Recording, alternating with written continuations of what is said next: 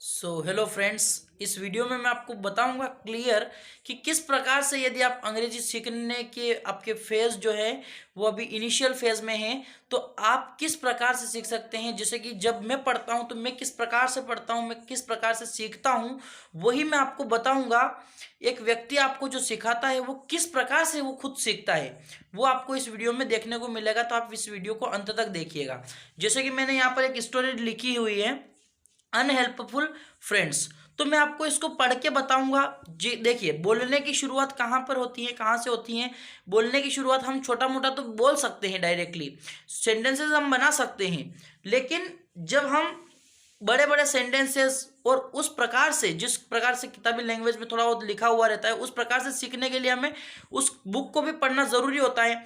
तो वो बुक जो रीड करते हैं हम, उसमें हमें सबसे पहले इनिशियली स्टोरीज पढ़नी होती हैं, जो कि बहुत ही नॉर्मल स्टोरीज रहती हैं, बहुत ही सिंपल सिंपल स्टोरीज रहती हैं। तो जैसे कि एक रैबिट की यहाँ पर स्टोरी है, मैं आपको दिखा देता हूँ।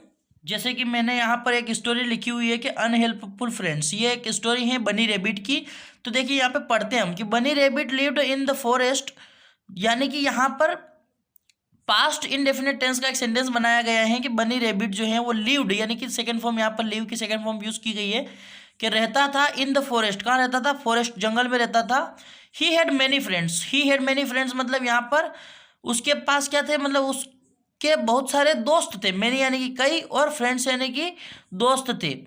तो आप भी जब कुछ समय तक कुछ टाइम देंगे तो आप भी इनको सीख जाएंगे आसानी से। He was proud of his friends, उसको अपने मित्रों पर गर्व था। ओके। वन डे बनी rebate heard the loud barking. Okay. उसने क्या किया कि बहुत तेज बार्किंग सुनी। किसकी सुनी? ऑफ वाइल्ड डॉग्स, जो वाइल्ड जंगली कुत्ते रहते हैं उनकी आवाज़ सुनी, बार्किंग, वो जो जब भौंक रहे थे।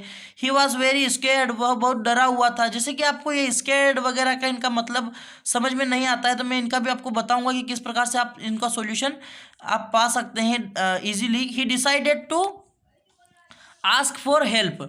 उसने क्या किया कि डिसाइड किया, क्या डिसाइड किया? टू आस्क फॉर हेल्प मतलब मदद के लिए उसने मदद मांगने के लिए उसने डिसाइड किया, निर्णय लिया कि मदद मांगी जाए। ओके।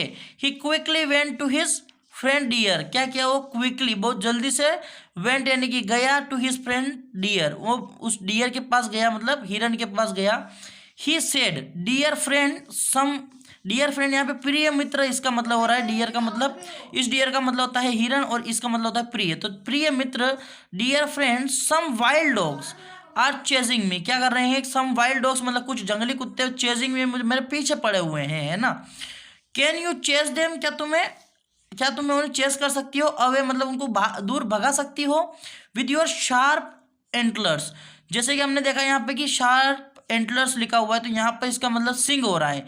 देखिए, जैसे कि जब मुझे भी इसका मतलब पता नहीं चलता है, कि मैं भी समझ नहीं पाता हूँ कि एंटलर्स का मतलब क्या होता है, तो मैं आपको बताता हूँ मैं क्या करता हूँ।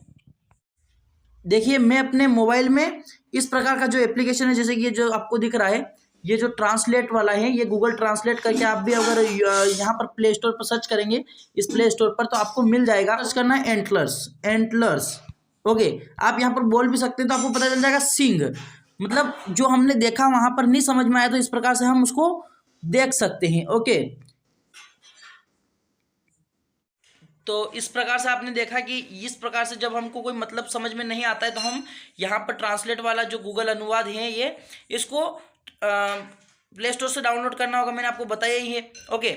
और आप उस पर सर्च करके उसका मीनिंग देख सकते हैं और फिर आप उसको समझ सकते हैं। देखिए, क्या करना होगा, आपको थोड़ा सा रुकना होगा।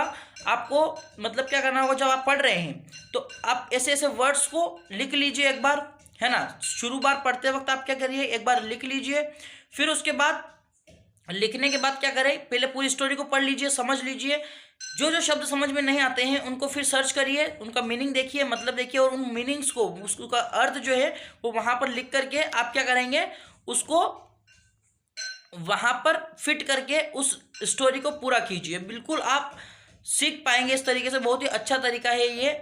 और सभी जो इंग्लिश सीखते हैं, जिस प्रकार से हिंदी मीडियम के स्टूडेंट्स रहते हैं और वो जिस प्रकार से सीखते हैं, वो यही तरीका है, इन्हीं कुछ तरीकों को फॉलो करके वो भी सीखते हैं और वो भी बोलते हैं। तो देखिए, ये जो पढ़ना है ये कुछ अलग हो जाता है। यहाँ पर बिल्कुल ही उसी लैंग्वेज में लिखा हुआ होता है। जब हम हिंदी पढ़ते हैं तो उसी प्रकार से हिंदी में लिखा हुआ रहता है और बोलने में कुछ अलग आता है। तो वही यहाँ पर डिफरेंस रहता है। हम बोलने में थोड़ा बहुत ऊपर नीचे हो सकता है, कोई दिक्कत नहीं है बोलने में। जैसे कि हमने यहाँ पे पढ़ा था कि देयर लिव्ड बनी रेबिट इन अ फॉरेस्ट, इस प्रकार से हम बोल सकते हैं। ओके, तो अनहेल्पफुल उसके फ्रेंड्स थे। तो ये स्टोरी भी मैं आपके लिए लेकर आऊँगा बिल्कुल। और आप मुझसे जुड़े रहिए, इस चैनल को सब्सक्राइब ज़रूर कर लें। इस प्रकार की स्टोरीज मैं आपको बताता रहता हूँ और किस प्रकार से आप अंग्रेजी सीख सकते हैं ईजी से ईजी तरीके से मैं आपको बताने की कोशिश करता हूँ। तो आप मुझसे जुड़े रहिए। और आपने जो इस चैनल को इतना प्यार और सपोर्ट दिया है उसके लिए भी आपका बहुत बहुत धन्यवाद। आपने बहुत सपोर्ट किया है अभी तक और आगे भी अपना प्यार और सपोर्ट इसी प्रकार से बनाए रखें। यदि आपका कोई प्रश्न है तो आप कमेंट बॉक्स में ज़रूर पूछ सकते हैं, मैं आपको उसका आंसर देने की ज़रूर कोशिश करूँगा। और इस वीडियो को लाइक ज़रूर कर दे, अपने फ्रेंड्स में भी शेयर कर दे ताकि उनका भी कुछ फ़ायदा हो सके। Okay, so thank you very much. जय हिंद, जय भारत, वंदे मातरम।